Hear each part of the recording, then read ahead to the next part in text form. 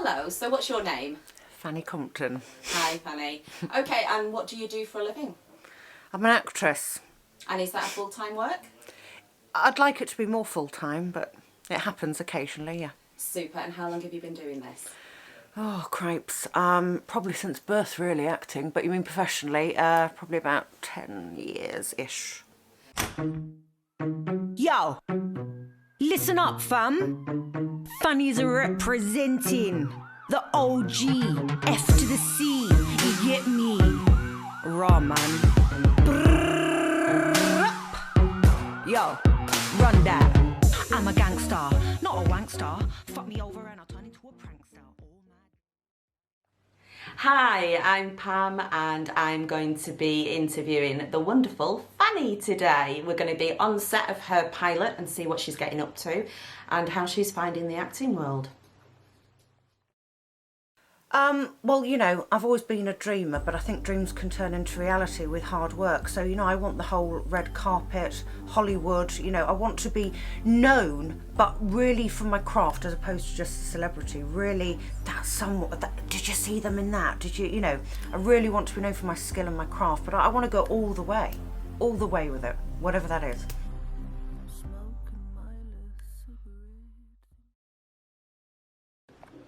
So I've just met Fanni Compton for the first time. We have been put in a spare bedroom on set, just away from all the cast and crew, just so we can set up. I don't know if you can see all this. It's interesting. It's just a supposed terrace house in Manchester, but very interesting. She's a very interesting character, not at all what I thought she would be like. She's really rah-rah and southern, and I thought she would be quite a northern girl. So that's really interesting. So I can't wait to have a chat with her and a couple of other people who know her and just get to know the real Fanny. I'm going to go downstairs now, if they're not filming. No, I think they're still having lunch. So we're going to go downstairs and see if we can get the lowdown on Fanny and anybody who wants to speak to us.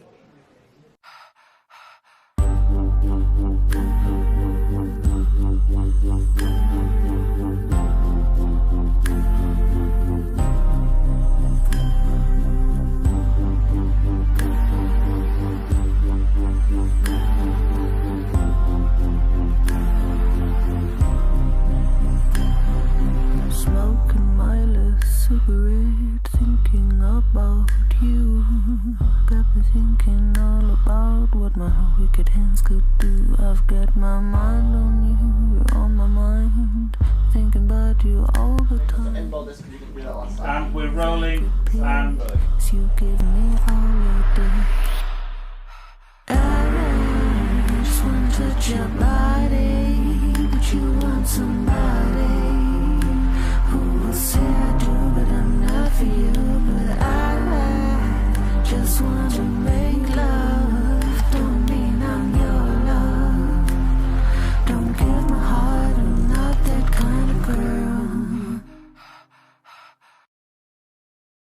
So today I am with Fanni Compton, and she is very prevalent on social media at the moment with your improvs and your acting and promoting yourself. And we are here today because she's currently filming. What is it you're filming? A pilot comedy sitcom entitled Nowhere Close. And what's the premise of Nowhere Close? It's about, I think it's quite relevant, it's about a girl who wants to escape her circumstances by any means necessary, fundamentally. Super. And how's this come about? Has it self-written or? It's co-written with somebody, but it was based on an improvisational character that I brought about called Tracy a good couple of years ago now. Fundamentally she came about because it was the only northern accent that I could do, this sort of Yorkshire-ish northern accent, and she kind of grew from there. And then, you know, a couple of years down the line I thought, well, let's widen that, let's build on that, yeah, for sure. Brilliant. So here we so are. You feel very comfortable with the character then? I think so. It was different improvising her and then scripting her. it suddenly became a lot more serious and there had to be subtext and everything, whereas improvisation, obviously in the moment, you know, it's spontaneous. I could make her any which way, but now, as I say, she's got to have a history and all of that. So yeah, there was a lot more work put in than there would have been just improvising it. Okay, for sure. so you feel like you found her now? Not really, no, but it's a constant, you know, it's a work in progress. I think finding characters sometimes, you never quite hit the nail on the head. You're always trying to expand and get further growth with the character, for sure. Brilliant. Okay. So you've obviously been acting for a period of time. Are you professionally trained? I am, yes. I went to Mount View Academy. Did you? And trained there, yeah. Graduated 2010. And I've been grafting ever since then, really. I know that you've been unrepresented for a period of time, haven't you? And yet you did push and push and push yourself. So do you think that's helped you a lot? I am represented now, but I was for a time, yes, for sure. And I think, like a lot of actors, they can feel quite lost within the industry if they're not represented. And I know I did at the time, but with hindsight now, I see it can be quite empowering, actually, not being represented. There's no one sort of ask permission from, or to ask, you know, if you can do this or do that. Your own free spirit to go and put out there whatever you want to do and make your own mark, I think, rather than always waiting for that call from the agent. See, that's what I get from you from social media, that you're very proactive. I try to be. You're not I a really do procrastinator, try. are you? I have been for the greatest Yeah. part of my life, but then I realised, and it took a bloody long time to realise that no one's actually going to do the job for you. And if you want to be as successful as I do, Yes. then you've got to go and do the work yourself. What success do you want?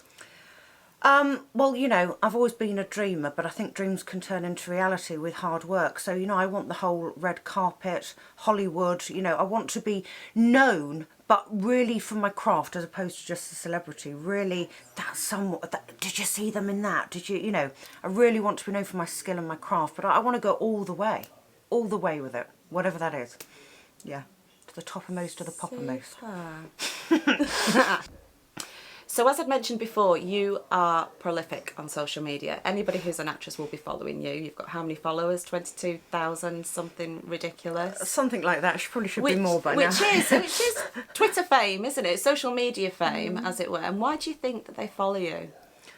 I think initially people followed me just, you know, kind of what the hell is this? Before I kind of made my mark on social media, I guess what people saw of me was something which was quite bizarre, surreal, quirky, and I think that kind of attracts people, you know. Do you think you like the shock value?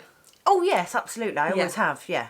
Yeah. In real life or in acting, for sure. In real life as well? Yes. Yeah. I'd like to say that's not all I do, but in terms of grabbing attention, which is kind of what you have to do on social media, but for the right reasons, you're trying to pull that attention towards you to say, look what I can do. Yeah. In a kind of non-narcissistic way, which is hard. It's a fine line. It is a fine line, and I think you've nailed it, because for me, you are the queen of improv. Well, thank you very much. What work goes into that? Is it a thought and then you bang it out, or do you think about the character? Bit of both. So dependent. One night I can have a thought and thought, well, that might work, and then other times it's I see a pair of glasses or a wig and I whack it on. But that's the joy for me. You never know what's going to come out. Yes. You never know where the boundaries are going to be or whatever, and I think that's the beauty of it. And also, it really gets you into contact with that instinctual part of yourself, and that is what acting is. It's about truth, instinct, and relying on that. And I think improvisation really helps to bring that out. Yeah. I think that's fascinating to hear, because the characters that you use are huge characters, aren't they? How does that relate to your real life? I'm a huge character myself at times. I'm kind of a 50-50. I'm either very introvert and shy, Not Gemini, or very are you? extra. No, I'm a Leo the lion. But I suppose the characters allow me to portray parts of self that wouldn't be acceptable, say, socially. Yes. You know, talking about vaginas or this and whatever it is, you know, I wouldn't be able to maybe do that, but it allows me to do that. And also I'm a child inside. I love to play, which also I think is imperative for acting, but I love to play. So it's just playing with your wigs, with your glasses, with your accents, whatever it is, but still ingrained in truth. Am I going on too much? Not at all, no, it's fascinating. Yes, It is fascinating. You're not a northern girl, are you? No. Because nobody actually hears your real voice. do Not they, many, on Twitter? no, not many, no. So you're a southern lady? Yes. Right, okay. And are you living up north? For my sins, yes. It's a different world from down south. I say when I first came up here, I couldn't believe that people are actually really like that in terms of saying, all right, me duck, all right, love. I thought, whoa, what is this? You know, coming from London where everyone's anonymous and everyone ignores you. So it was a real eye-opener coming up north. But, you know, I've got the north to thank for that. Tracy came out of that, hearing the northern accent. Yeah. And that's where Tracy came from. All right, loves. And it's become the sort of stereotype, kind of northern-based women. Yeah. And not a northern people are going to hate me for that. But No, that's, not you at know, all. yeah. Not at all. Off camera, we spoke about your preference for acting, didn't we? And that you really, this has taken a different turn, your acting, hasn't it, to really how you saw it going? Yes, for sure. And why do you think that is? Because you really wanted to be sort of serious, Shakespearean.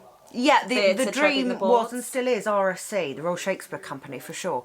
And that's kind of where I thought I was headed, you know, with my accent, the training I'd had, it all keeps kind of, you know, headed that Fits. way, and I love the bard, you know, so, yeah, but yeah, things didn't kind of really work out that way, and I think I took note of social media more and realised what you can actually attain from using it. So that's what I've done, past 2 or 3, I've used it. You're using, is this a plan then to make yourself sort It of wasn't know? at the time. It wasn't at the time. It was from being sort of isolated and out of the industry. I gave birth, you see, and that isolated me. Became a single parent. Yeah. Nobody around, no friends, no family. I was up north, nobody that I knew. And I thought, fuck.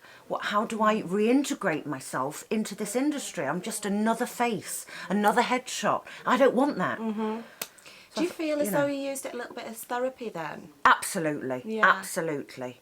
I'd say initially, and even so sometimes now, you know, if I'm having a particularly bad day or a dark day, and the black dog is out, so to speak, yeah, for sure, I can use that absolutely as I don't want to say as therapy, but I suppose it is to some extent, yeah, for sure. Therapeutic. Like it. Therapeutic. Yeah, Yes, yeah, super. Okay. sure. So, how are you finding the industry then? Because obviously you do have to have a thick skin. You get a lot of no's, don't you? And a lot of maybe penciled and so on and so forth. How are you finding that? Well, that's the two sort of pronged answer to that. So firstly, from social media, obviously the feedback and whatnot that I get. Initially, when I started 2 or 3 years ago, I mean, I'd get some horrific abuse back. Horrific abuse, you know. Trolling. Death threats, yeah, you know, you belong in a psychiatric ward. What is this shit? All of this. And yeah, you do sort of take a knock from that. But in a sick way, it kind of spurred me on even more.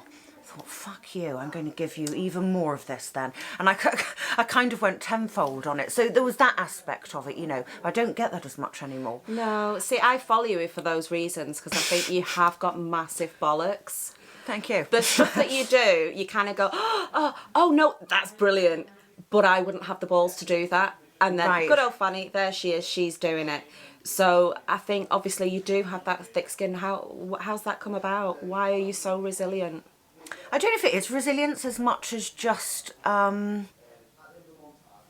Perseverance, maybe? Or no, it's passion? more of an absolute desire to succeed. And I think when you have that laser focus, that I am here and I want to be there, the rest of it is just kind of batting it out of the way. Yeah. So I don't see it as resilience, it's just I got to get to there. So I'm afraid you're going to have to wait.